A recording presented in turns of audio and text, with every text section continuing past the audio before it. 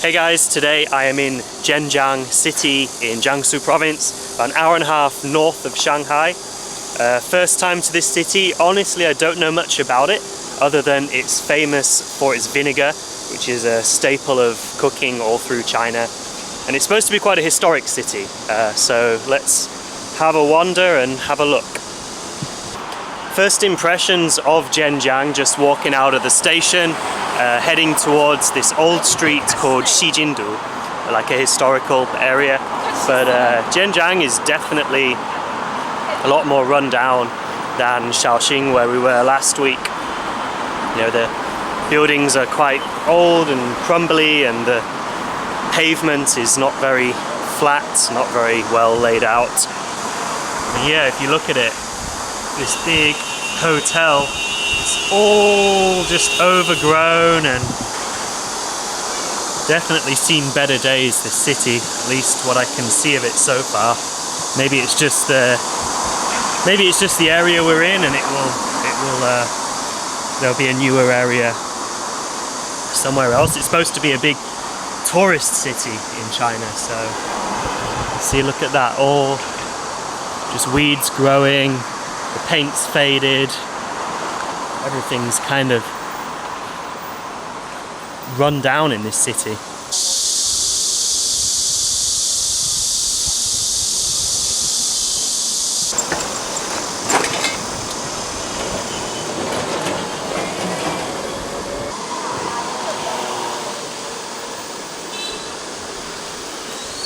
It's always good to just get out and explore without any real fixed plan, not even really knowing very much about a place. I'm just finding it fascinating, the contrast from where we were last week in Shaoxing. So Shaoxing being in Zhejiang Province and Zhenjiang here being in Jiangsu Province. Two of China's arguably wealthiest provinces.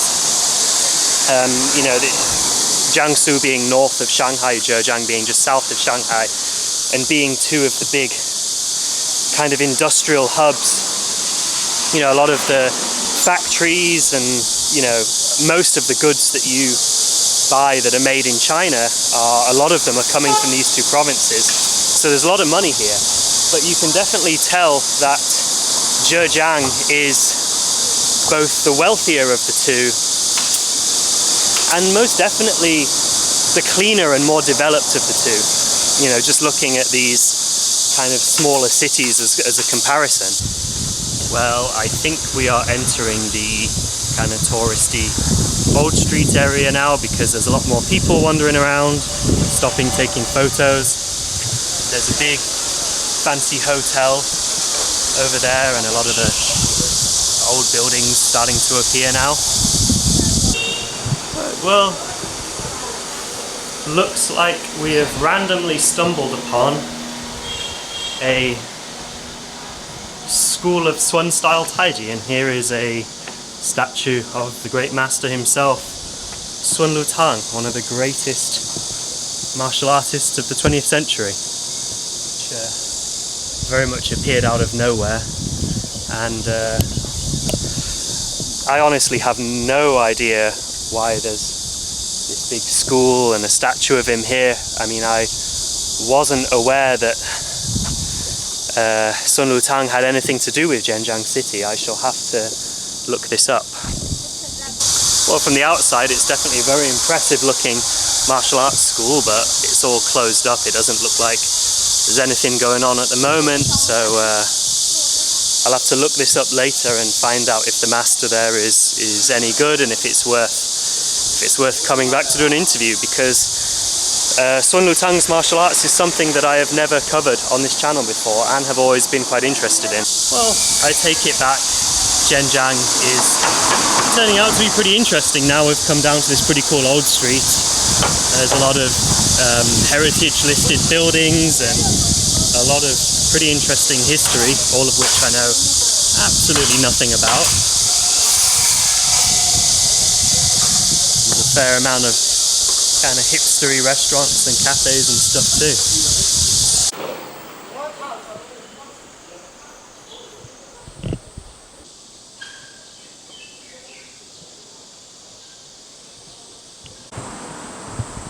Yeah, so as you can see, there's a hell of a lot of kind of late Qing, early Republic era architecture around this area.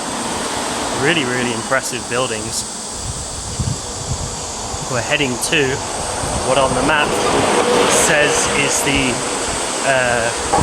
Xijindu Ancient Street.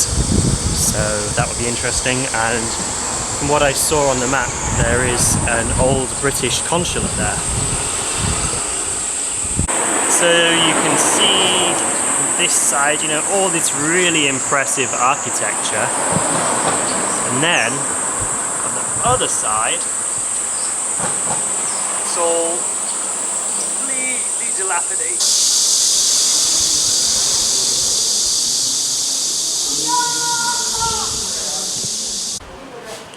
Absolutely no idea where we're heading to now, but in this building, the calligraphy here, Tianxia Weigong, is a phrase you can see all over Chinatowns around the world. It's a quote from Sun Zhongshan, I think. So it seems it is some kind of museum for China's Kuomintang, the nationalist party, which is the one who lost the civil war against the communists and fled to Taiwan, but then they were voted out. So we typically regard China as a one-party state, and I mean it really honestly is as far as how the country's ruled, but there are actually other political parties here, and the Kuomintang are still present. The Nationalist Party still exists here in mainland China. This is a whole little museum exhibit all about them. I do need to look up the history of what makes this building so special. So yeah, China does actually have these other parties, such as the Kuomintang, the Nationalist Party.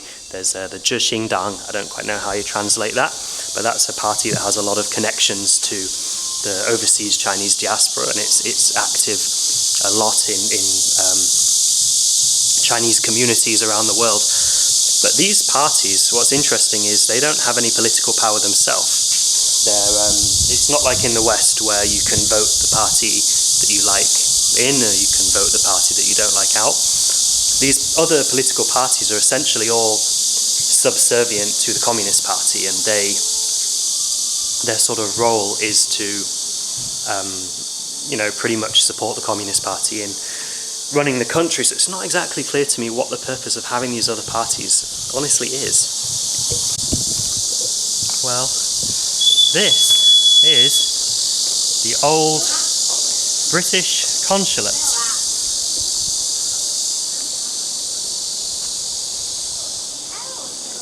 We have to pay to go in. I'm British, I should be allowed to go in for free. But let's have a look. I don't actually know what's inside. Well, that is a very impressive looking building, but as I have absolutely no idea what's inside, don't really fancy paying the ticket.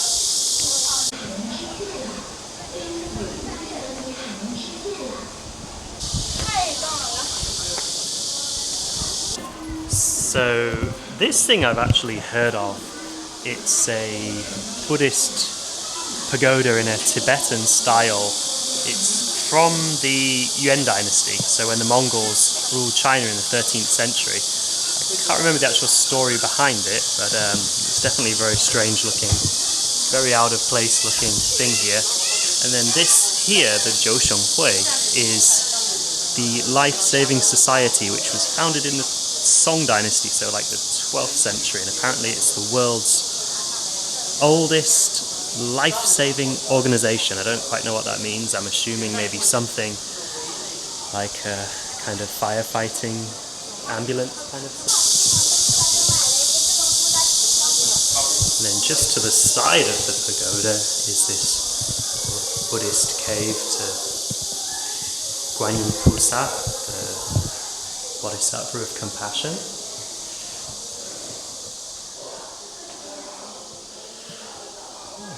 It's a nice little peaceful respite in this strange, chaotic city.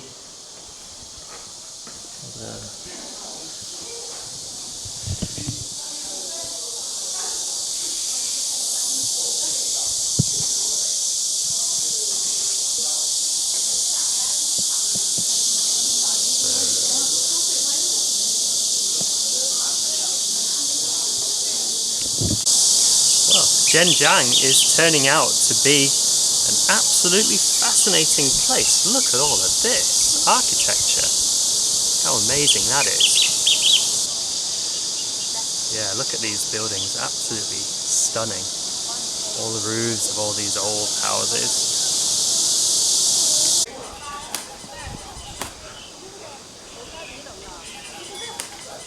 Along this kind of flat.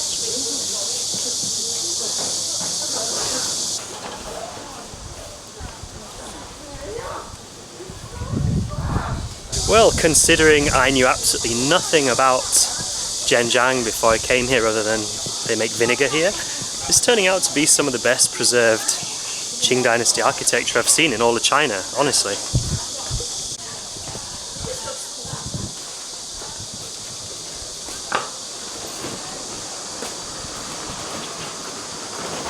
Well, that was the old street area of Zhenjiang, Xijindu, which was pretty interesting. Like I say, I had sort of no expectations before, didn't know anything about it. Turned out to be possibly some of the best preserved Qing Dynasty Chinese architecture that I've ever seen, at least. A very cool area. Pretty disappointing with the vinegar. Unlike in Shanxi, there wasn't really any sort of little family shops that you could taste it. It was just pretty much the one big brand that seems to have the monopoly here, Hongshuan vinegar, and they just had some touristy shops where they were selling all kinds of tacky garbage. Honestly, pretty disappointing.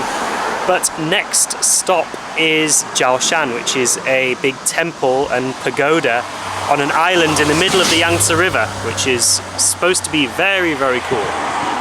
So I want to just interrupt this video briefly to talk to you guys about a product that I use quite a lot myself. Now, I think you know me well enough by now to know that I would not endorse just anything. If I'm going to promote something, it's only going to be something that I truly believe in and something that I genuinely do use myself. Some of you may know that I also work as a journalist and geopolitical analyst.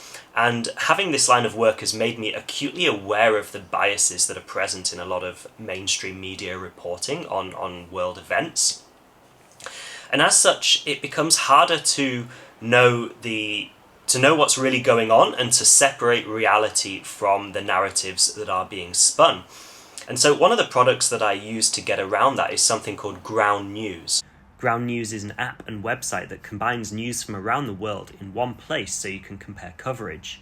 For every news source, you can see if they have a political bias, how reliable their reporting is, and who owns them. You can verify your information and know where the news is coming from. With Ground News, you can see what the media is exaggerating, sensationalizing, over or under reporting. You can see who funds each publication, compare coverage, and think critically about the information you consume. Go to check.ground.news/monkeystealspeach to check it out now. If you subscribe for my link, you get 40% off the Vantage subscription. We are at the edge of the Yangtze River, which is called Changjiang in Chinese, meaning the Long River. Starts all the way up in Tibet and hits the ocean just at Shanghai. And it's one of the great rivers of the world, and it's the river that divides China into north and south. So Zhenjiang is, you could arguably say, the northernmost city in southern China. And here we have behind me the Changjiang, the long river, the dividing point of North and South China. And here in Zhenjiang especially, you can really see this mix of northern and southern culture. As I said, it's the most northern part of southern China, at least one of them. And it can be seen everywhere. For example, there's this kind of idea that in southern China people tend to eat rice, whereas here the main staple and the main food is noodles, which is typically thought of more as a food of the north. Yet the dialect here is still the Wu dialect. It's still related to the dialect spoken in Shanghai, Suzhou, Hangzhou, Shaoxing, where we were last week.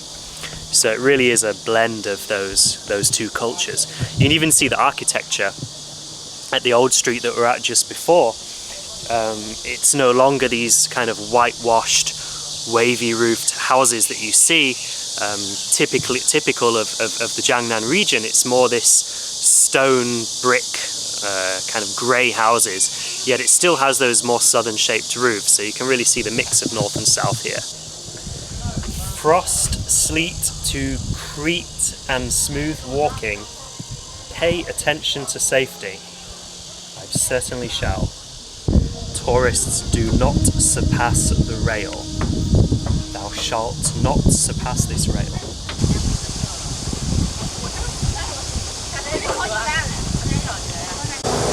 And let us say goodbye to southern China, as we are now leaving the shore and heading to the rugged north. Although actually we're only going to an island in the middle of the river, so we're not technically going to northern China just yet. We shall be neither north nor south.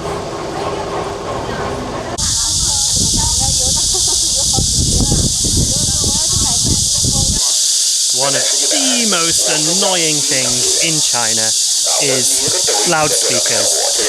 Every single tourist site.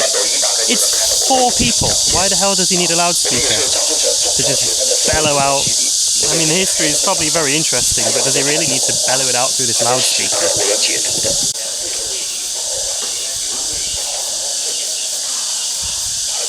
Yeah, well, here we go. No more annoying loudspeakers now. Nice, peaceful temple.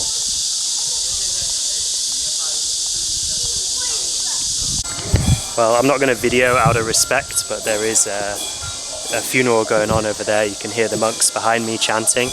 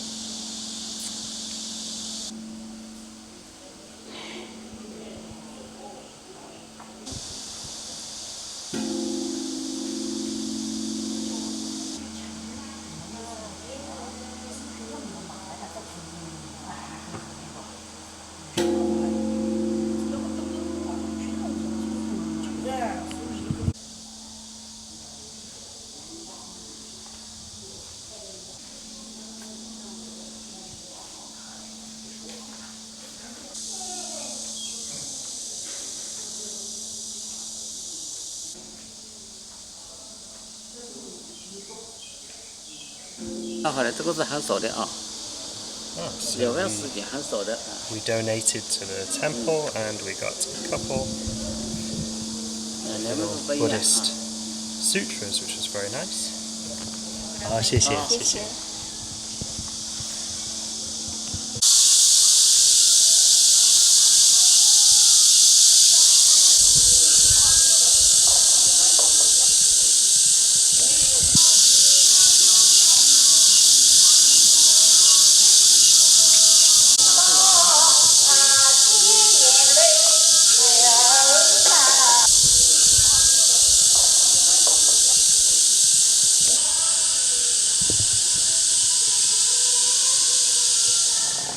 So one bit of folklore that I was just reading about in relation to the city Zhenjiang is that when Qin Shi Huang united China into one empire and became the first emperor of China, he believed that the feng shui was so good here in Zhenjiang that he ordered his soldiers to make a tunnel going right through one of the mountains here to dissipate the positive qi from inside the mountain and spread it throughout China. So that was Zhenjiang. A pleasantly interesting surprise because, as I said, I knew nothing about this place and just decided to hop on the train about an hour and a half out of Shanghai to come check this place out. And yeah, very, very much enjoyed it. It's definitely a place I recommend coming to visit, somewhere quite different. In the beginning I was a bit hesitant once we got out of the station, and I'm like, this place looks pretty dilapidated and run down. I don't really see what's so good about here. But once we walked a bit and we got to those old streets with all the preserved Qing Dynasty architecture, the old colonial architecture with the old British embassy, we came out to this island, Jiaoshan, that's in the middle of the Yangtze River. Yeah, it's a very, very, another underrated place here in China. And that is one of the things with China is, you know, you forget how big this country is and just how many places most people have never heard of that have just so much history and local culture, and everywhere you go in China is just so different as well. You know, the food, the architecture, the dialect that people speak, it is such a diverse place, and that's one of the things I really, really love about living here. So I hope you guys enjoyed that little video, and I'll see you in the next one.